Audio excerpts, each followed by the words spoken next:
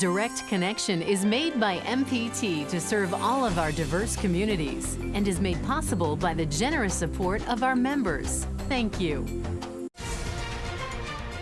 Live from Maryland Public Television, this is Direct Connection with Jeff Salkin. Hi, everybody, and thanks for tuning in for Direct Connection. Coming up tonight on our Your Health segment, how medical advances are making it easier and safer to be a kidney donor. First tonight, the 2015 General Assembly has just 1 week to go, and there is a logjam of bills pending on taxes, spending, and other issues. Joining us live from the State House tonight are Senator Jim Rosapep, Democrat from Prince George's and Anne Arundel counties, and Senator Ed Riley, Republican from Anne Arundel. Gentlemen, thank you for being with us. Good evening. Our pleasure. So let's talk about where things stand tonight. Governor Hogan has a couple of tax cut proposals that the legislature has yet to act on. The legislature, the budget committees want the governor to put in more money for schools and state employees, and he is waiting on that. So is somebody going to blink? What do you see ahead? Jim? I think folks are going to join hands and come to some compromises. The legislature created the space in the budget to restore the education cuts, to restore the pay raise for state employees. Certainly in the Senate, we've expressed our interest in trying to deal with some of the tax issues. We unanimously voted to allow counties to fund stormwater management without the fee. We're passing legislation which will allow 75,000 Maryland small businesses not to have to pay personal property taxes. So I think we're coming together. And I would have to strongly agree.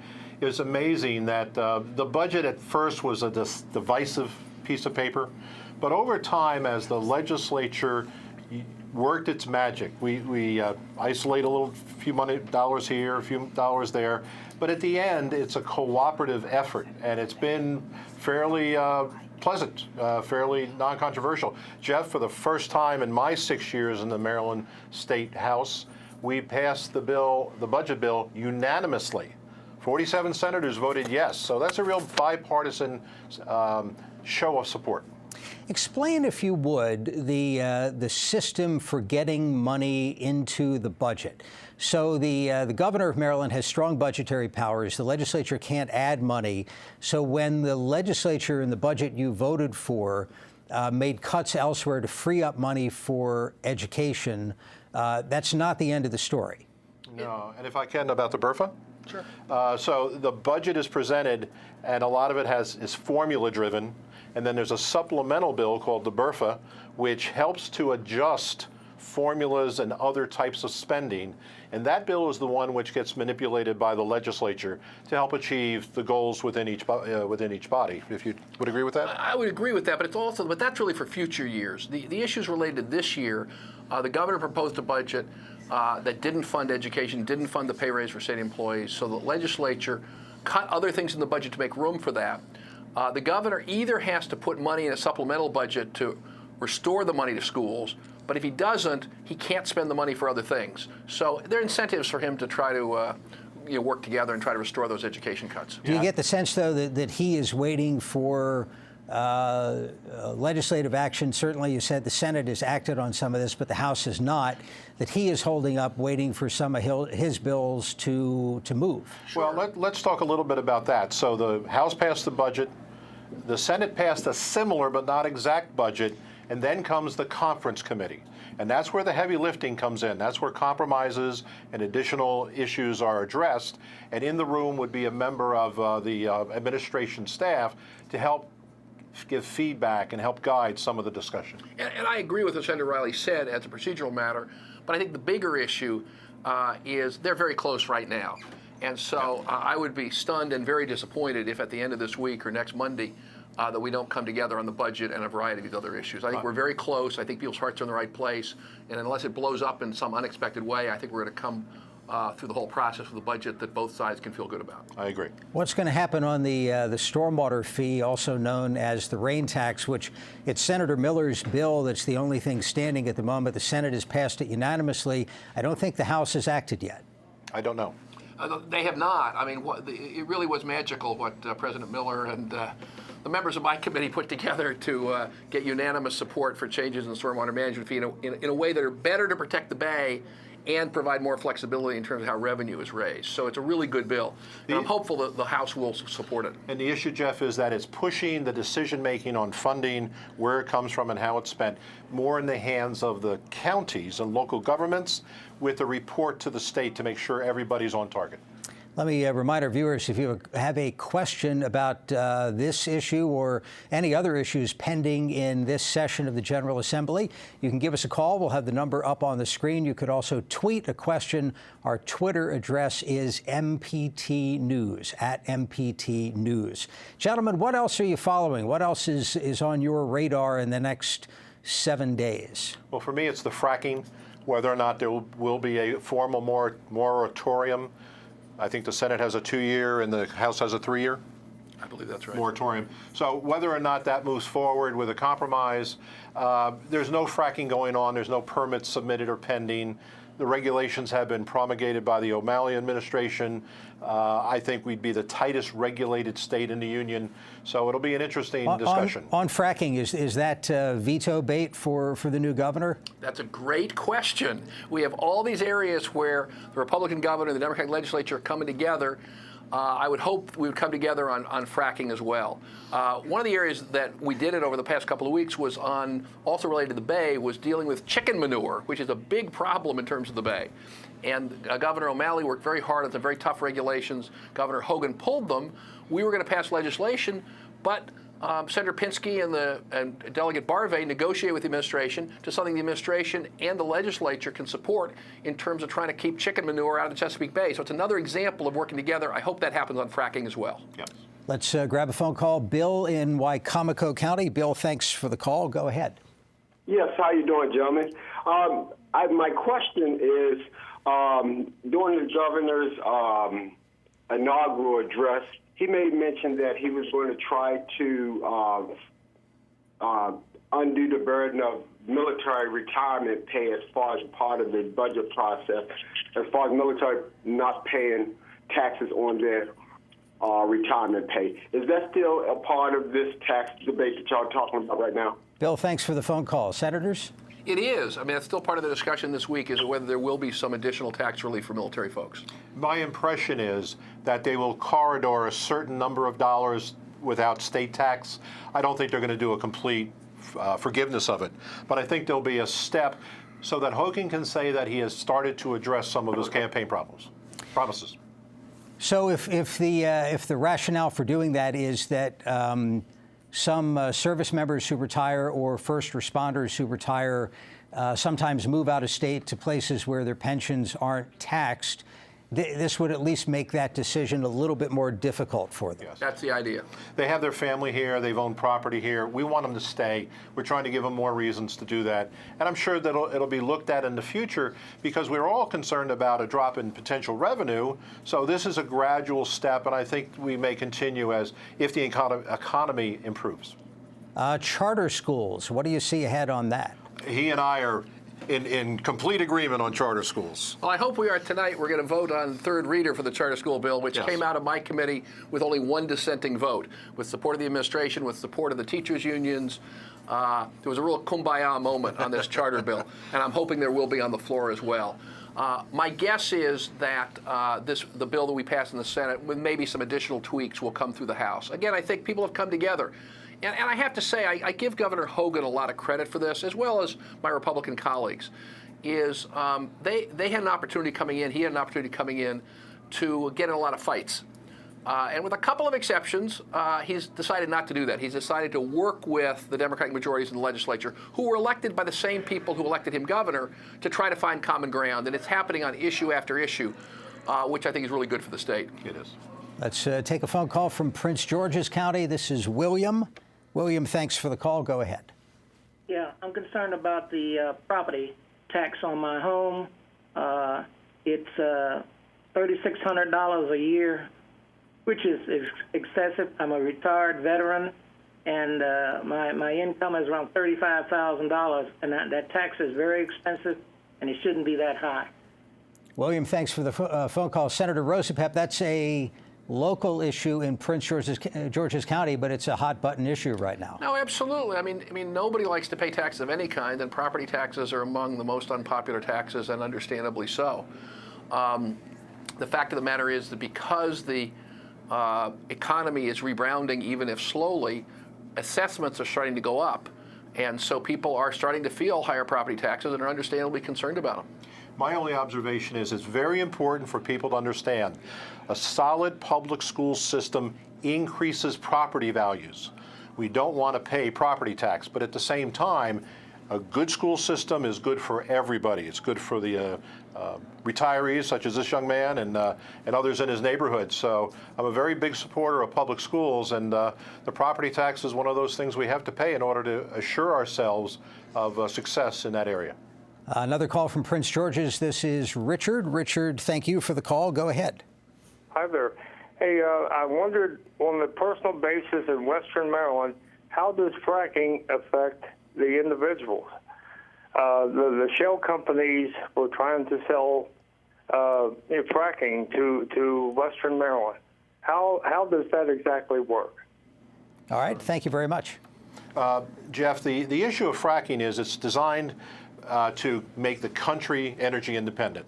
It's designed to help individual property owners who may lease or sell their land, and there's a economic stimulus that will occur from housing to equipment purchase to people eating and enjoying themselves in Western Maryland more and more.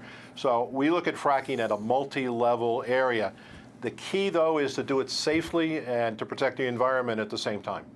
Yeah, I think that's a concern, which is why there's pretty broad support for going slow on fracking, not going fast on fracking, because we've seen what's happened in Pennsylvania and other states. They're very dangerous chemicals being injected into the ground. They can come back to the water table. They can come back through your kitchen faucet, and it's happened in other places. So we want very strong environmental protections. I think there's bipartisan support for that. I mean, there also, frankly, is a concern about what the focus long-term is in terms of renewables versus fossil fuels. Climate change is real. It's getting worse. And we need to have an energy strategy that is safe for the long haul. Talk, if you would, a little bit about the way a four-year term of the legislature works. Normally, the first year tends to be a little bit organizational, unless there's some pressing crisis. It's finding out where the votes are on different issues. And then the heavy lifting maybe happens in years 2 and 3. And I'm thinking about issues like the right to die bill that basically got punted, deferred till next year. I just got a letter from the committee chairman that says the committees came together. They agreed that the bill's not ready to be voted on by the whole body yet, so that it will be sent to summer study for more review. My only observation about the first year is we had 2,200 bills approximately put into the General Assembly mix. In a typical year, it's 2,700 or 2,800. I make that assessment is because of all the new folks in town. Next year, they're going to go back better prepared. We're going to have more legislation. Any surprises, any issues moving that you wouldn't have thought, or vice versa? It's a good question. Not really in my case. I mean, I think the fundamental issue was, were we going to continue the progress that we've made during the last 8 years under Governor O'Malley in terms of cleaning up the Bay, in terms of our schools being good, in terms of expanding health care? And there was concern, frankly, among many Democrats that Governor Hogan might commit to try to reverse all that progress. And I think the headline for this session is he's not. He's consolidating the progress. He's trying to respond to the concerns of his constituents, who understandably have some agenda items, and we're trying to work with them on that. But fundamentally, the progress we made in the last 8 years is being consolidated, not reversed. And in my standpoint, his change Maryland, his message of change has been manifested in how he does business, in the budget process, and in the bills that he's promoting. And I'm very pleased with the progress that we're making on those issues. Senators Riley and Rosapep, we appreciate the time. I know it's busy tonight, so thanks again, and have a good week. You're welcome. Thanks a lot. And just ahead tonight, new treatments for kidney disease and learning about living kidney donations. We'll be right back. Tonight on MPT. Antiques Roadshow is discovering treasures in Birmingham, Alabama. And I really think there's a very good chance that this is actually from life. Wow. What? Can you repeat that? My goodness, good heavenly day. Holy buckets, and I killed a bug with it once. Tune in to more surprises from Birmingham next time on Antiques Roadshow. Tonight at 8 on MPT. I lost my father at a young age, raised in a house full of women. And the reason why I really wanted to become a teacher, I didn't have my first male teacher until 8th grade. I never had a teacher I could relate to. You need some help? I love teaching in the classroom. One thing I tell people all the time is if I can do what I'm doing, I know I'm changing somebody's life, and that's enough for me. Tonight at 10 on MPT. You'll really treasure the next Chesapeake collectibles. He's one of the most important 19th century figures in American history. We have 3 of the 7 original Mercury astronauts. This one has an added feature. It has multiple exotic woods. I haven't seen a squash blossom that beautiful ever in my past 30 years. We'll have that and more on the next Chesapeake collectibles. Thursday night at 8 on MPT.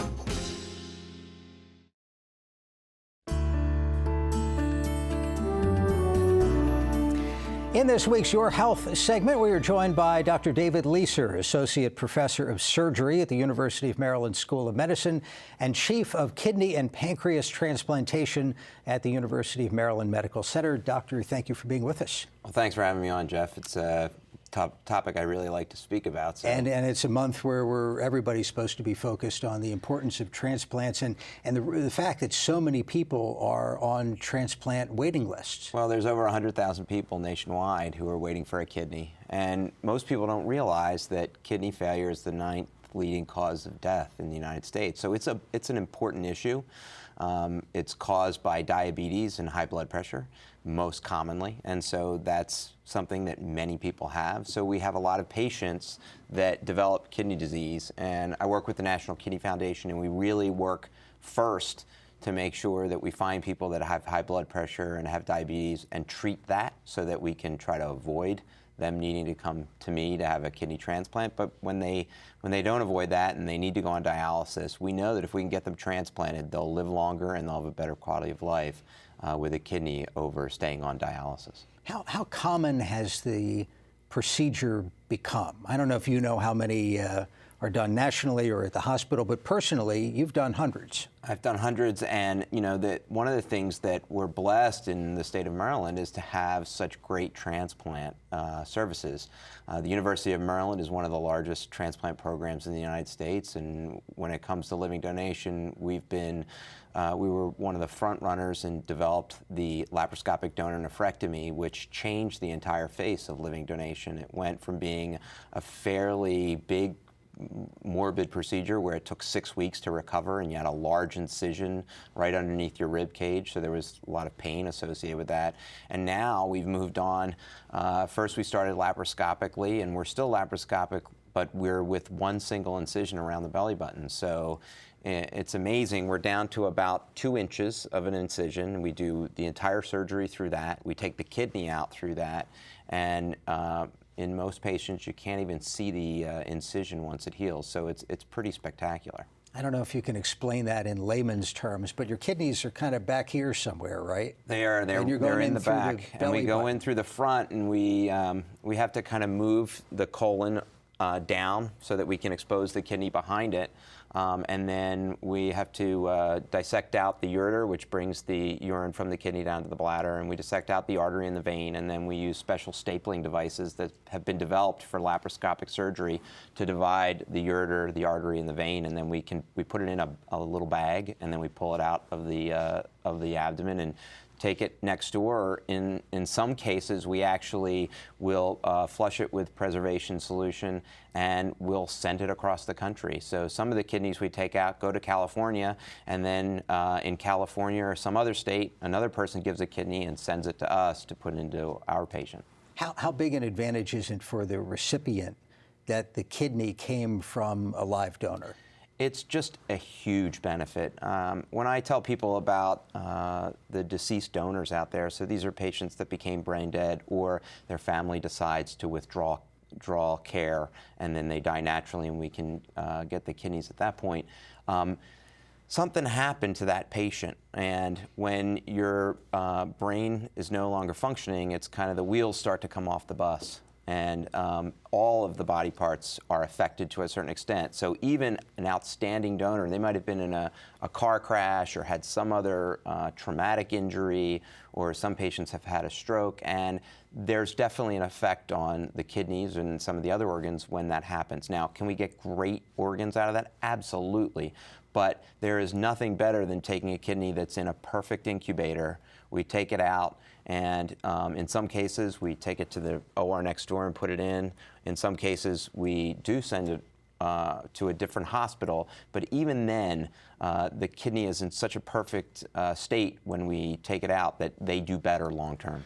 Let's take a phone call. Baltimore City, this is John. John, thank you for the call. Go ahead. Good evening. Good evening. Recently, I read in a release on a study that they've found that kidneys from elderly persons might be appropriate for persons over 60 or 65, and they would work just as well for the lifetime of that elderly person. For the recipient, the question, can you elaborate on that? Is it now possible for a person in their 80s to donate a kidney for someone over 60 or 65, and presumably they'd have it for the rest of their life? Great question, John. Thank you. Is there an age cutoff now? We really don't have an age cutoff. We really look at the patient. So some patients might have comorbidities. They might have such severe heart disease that we could not get them through the transplant procedure, but we've transplanted patients into their 80s who were, very healthy and vigorous and able to tolerate the procedure. We really don't rule any donors out, even if we've used donors who are in their 60s.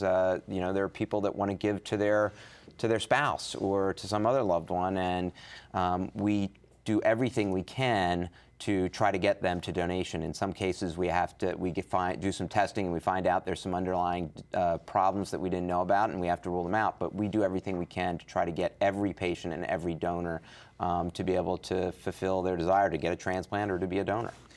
Twitter question, what can we do to keep our kidneys healthy to avoid failure? Foods to eat, foods to avoid, that sort of thing. I don't think that a healthy diet just in general is good, but the biggest thing when taking care of your kidneys is to treat high blood pressure. So that means if you have family members that have had high blood pressure, starting as early as in your 20s, you want to be getting your blood pressure checked on a, somewhat regular basis, at least once a year. If your family has a lot of diabetes, then you want to be, seeing a physician on a regular basis, especially if well, my father or my mother developed diabetes in their 40s. Well, then maybe in your late 30s, you want to get yourself checked, make sure, or even earlier than that. Because if we treat diabetes, if we treat high blood pressure, then we can, either stop the onset of injury to the kidneys or at least delay it. Let's get one more phone call. Baltimore County, this is David. David, thank you for calling. Go ahead. Yes, sir. I'm an oncology patient. Can I donate my kidneys? All right, thank you. It depends on the cancer. There are some cancers, if they're completely treated and they were caught very early on, there's a possibility that someone can donate. There are some deceased donors who have had cancer in their lifetime that we can use as donors. In general, though, for live donors, if you've had a cancer or you've received chemotherapy, we probably would not use you as a donor because there is a risk that you could have had some injury to the kidneys. I should have mentioned earlier, I guess it's obvious that God gives us two kidneys, so you can, as a living donor, donate one. And you've talked about these incredible stories where you'll have a sequence of donations tending to be touched off by a volunteer. Right, and that's something that's amazing. There are people out there that either they know someone who had a kidney transplant or had renal failure, or someone in their family did, and they decide they want to give a kidney just out of the goodness of their heart. And we've had patients like that, and they come in and we evaluate them, and we make sure that they're psychiatrically okay and everything's good to go, and they give a kidney, and we put them into a program nationally that allows them, they give a kidney to someone, and that someone has a donor that gives a kidney to someone. And nationally, we've had chains that have gone up to 30 people in a row That's wonderful. Before it ends. So it's an amazing way of kind of paying it forward. Dr. David Leeser with the University of Maryland Medical Center. Doctor, thanks for being with us. Thank you for having me. Appreciate it. Coming up Thursday at this time on Your Money and Business, a local company with its eye on wearable sports products. Join us for that. Thanks for watching Direct Connection, and have a good night.